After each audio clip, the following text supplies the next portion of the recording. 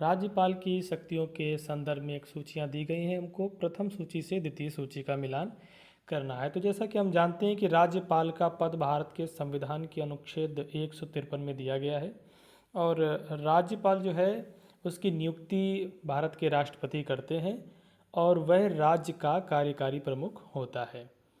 तो देखिए, पहला पॉइंट है कि कार्यकारी शक्तियाँ कौन कौन सी होती हैं। ठीक है, तो राज्यपाल की कार्यकारी शक्तियाँ कौन सी हैं? तो सबसे पहले वह राज्य के समस्त कार्य अपने नाम से करता है। वह मुख्यमंत्री की सलाह से अन्य मंत्रियों की नियुक्ति करता है। राज्य के महाधिवक्ता की नियुक्ति करता है। तो ए का फर्स्ट मिलान बिल्कुल सही दिया हुआ है।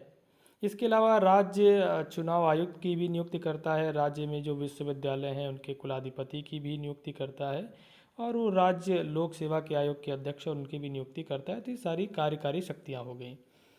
पॉइंट बी है कि विधायी शक्तियाँ कौन कौन सी होती हैं।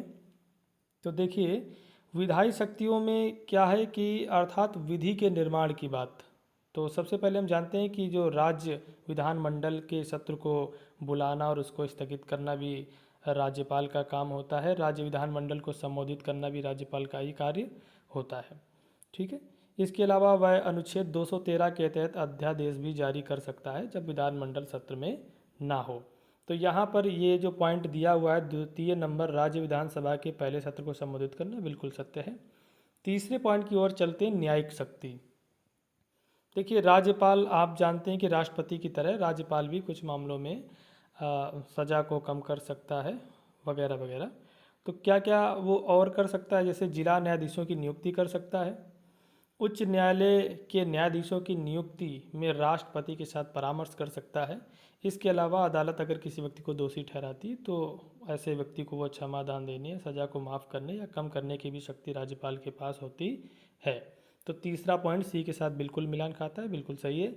और डी नंबर है कि विवेकाधीन शक्ति कौन सी होती है। तो जैसा कि हम अभी लेटेस्ट में जानते हैं कि